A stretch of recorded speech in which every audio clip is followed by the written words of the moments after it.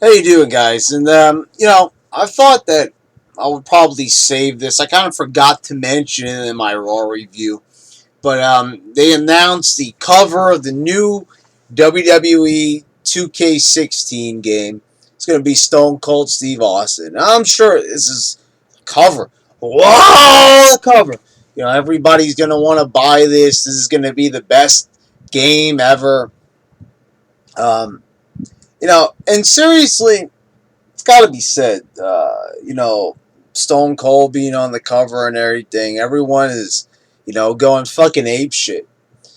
But really, here's the thing. This is still the SmackDown series to me. It really is. Not a lot has changed in the 2K series, and I said this all the way back when 2K14 came out. Nobody wanted to admit it, but it was the same fucking game as WWE 13. It was no different. Let's just remember this.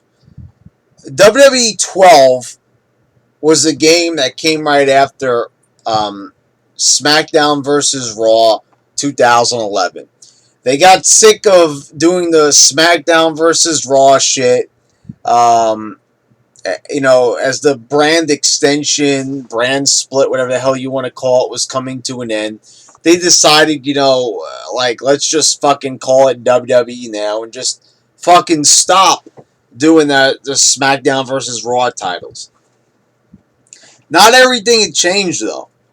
I mean, they might have been letting fucking them doing for 2K Sports, but fuck, it's the same fucking game. Um, Without a fucking doubt, it truly is the same damn game. And you people, I don't want to say that it's you're stupid or anything. I'm not saying that. If you like your wrestling games, that's one thing. But it's the same damn game, and it's the same spiel year after year. They leave out certain guys, who are mainly just jobbers, but we want a nice complete roster anyway. They leave them out. Then next year they include them in again. Some people are DLC that shouldn't be, and it's the same thing year after year. The same fucking thing. They had some legends. They put somebody new on the cover. Whatever it may be, it's always the same story.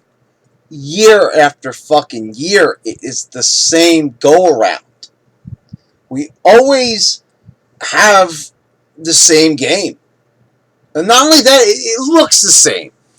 Minor graphical improvements, but it is the same game, the same perspective, the same everything. And I kind of found it a little bit weird that they did flip the perspective of the ring a couple of times, throughout the SmackDown series. So now we're looking at it from this side as opposed to this side. It's just a whole bunch of different little tricks. Um, you know, the online play has always been flawed. They've never fucking truly fixed it.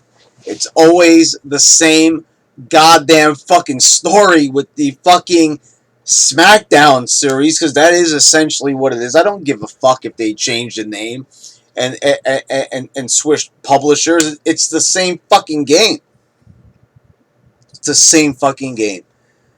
And the thing is, all these different games and improvements and things with technology that could have been added in. And I said this. I remember back when they had SmackDown Just Bring It, which was the third SmackDown game. And then they also had Royal Rumble for Dreamcast.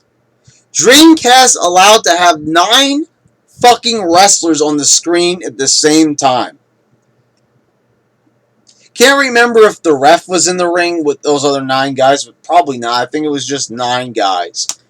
SmackDown had an 8-man battle royal. And yeah, there was some slowdown there, but we're in next gen. And you're still telling me that you could only have 6 guys in the ring at the same time? Now, I had said this in the past, and people are like, oh, but it would cause slowdown with all the great graphics and all. Fucking bull fucking shit. We should be able to have fucking 50 wrestlers in the ring at the same fucking time. We should be able to have a 60-man battle royal or some fucking shit like that. I mean, for God fucking sakes, a game that was made 14 years ago, yeah. You're telling me that you can't have the same amount of guys in the ring? So in the N64, you were limited to 4 guys in the ring at the same time. So only 2 more for the mighty Xbox One and PS4? I'm sorry. I don't buy that bullshit. And I don't fucking buy it for 1 fucking minute. You know, it really doesn't make any sense. And let's talk about the career mode. It's always the same fucking story. It's boring as shit. Now, it's not the same fucking storyline, but then again, it sort of is. But it's the same deal, the same concept. They all try to come up with like new little ideas, and they're all boring as fuck. You don't get to do anything fun or entertaining in them. The most fun I had with any of the storylines was in WWE 13, where you got to act out moments from the Attitude Era. That was about it. You know, and even then, it wasn't original. Here comes the pain. That was original. You were allowed to make choices. You could select factions that you wanted to be a part of. That is a lot of people's favorite SmackDown game of all time. Now, my personal favorite wrestling game of all time was fucking No Mercy. And why was that my favorite game of all time? Because it had the best gameplay. You see, SmackDown, 2K, whatever the fuck you want to call it, you know, with a new coat of paint and all that fucking shit, it is still, it's not as good, the gameplay, as No Mercy. Here Comes the Pain tried to emulate the gameplay of No Mercy with the grappling system. I love the fucking grappling system. And you might argue that not all those moves you should have to do from a grappling standpoint, but it was a really good way of getting a sense of true gameplay and a real good gameplay experience into the wrestling. You need a good combat system. It was unique and it worked, and a lot of people ended up loving it. And I think there's a lot of people out there that also really love No Mercy, and they love WrestleMania 2000. Yes, those AKI games were tremendous. You know, WCW, Revenge, World Tour, whatever the fuck. Those are all basically the same game with just, you know, 2 different wrestling companies. But they were the same fucking shit. But yeah, they were fucking excellent. Those games were fucking tremendous. I loved every single minute of playing those games. And once again, you had a great career mode. You had, you know, you had them adding shit in to every single game that was released from AKI. They only got bigger and better. Okay, so you did have in No Mercy, they took out the creative belt feature, which was disappointing and all that shit. But thing is, now they take out a lot of stuff as you go along in these SmackDown games or these 2K games. They take out stuff in the Creative Wrestler. They take out certain features. They put the creative belt in. They take it out. They put it in again. They take it out. Just fucking leave everything. There's no excuse in next gen where you have tons and tons of fucking memory. And the game doesn't look that fucking amazing where it's taking up all that fucking memory. No. I'm sorry, but you still have enough room to put in everything that was featured in the past games. Don't fucking come at me with that fucking bullshit, because I don't fucking buy it. I don't. The same thing where I don't buy that they can only do 6 wrestlers in the ring at a time. And that's why I'm not going to buy 2K16. I didn't buy 2K15. I didn't buy 2K14. The last fucking SmackDown 2K game, WWE fucking apostrophe game that I bought was fucking 13. Because I had it up to here with all that fucking bullshit of it being the same fucking game being repeated over and goddamn over again. Until they make some major fucking changes. I mean, there's got to be some fucking changes to these games. It's the same fucking deal over and over. And to end this video, I just wanted to say, you notice that they're saying that this is going to be the biggest and best roster of all time? Well, they said that how many games ago? And it's still not going to be able to meet your expectations. You know, because it doesn't have Abdullah the Butcher in it or whatever the fuck. You know, that claim is just stupid already. That's like saying every year at WrestleMania it's the biggest and best one.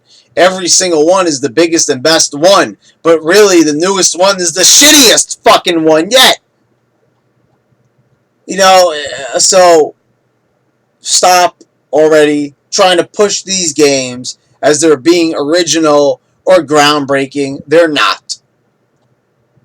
You're going to put a couple of new wrestlers in there to update the roster. You're going to put in the shit little fucking career mode like you always do. And you're going to slap Stone Cold on the cover, the most popular wrestler of all time, to try to buy a couple of extra, buyers into the fucking market there. That's all you're going to fucking do. That's the only fucking changes you're going to make is your marketing campaign. Oh, let's stop putting current stars on there like Cena and start putting Stone Cold on there. I mean, I'm not annoyed that they're putting Stone Cold on the cover, but it's kind of desperate. Stone Cold has been in every single fucking game so far that they've released. He's been in WWE 12, WWE 13. He's been in 2K14, 2K15. You know, he's been in every single game. So putting him on the cover, alright, so he's just going to be in the game again. And this time he's on the cover. And they're really hoping that people judge a book by its cover. Please excuse the cliche, but that's exactly what they're fucking hoping for here with 2K Sports. I mean, it's a bit ridiculous. It kind of is. You know, it's smart. Put them on the cover. Yes, there will probably be more people buying it. But it's the same fucking game. And Stone Cold has been in all of them. So they're making like the fucking trailers all dramatic. Oh, Stone Cold's here. Now I could see that if like there was a gigantic legal thing and he was left out of fucking games for years to come. But he hasn't. So Stone Cold being in the fucking game is not that big of a big deal. Him being on the cover. And I know that doesn't relate to anything. John Cena's been in the games and he was on the cover. But they're making it all dramatic like, oh, you got to buy this game because it's Stone Cold, motherfucker. So I fail to see the fucking point.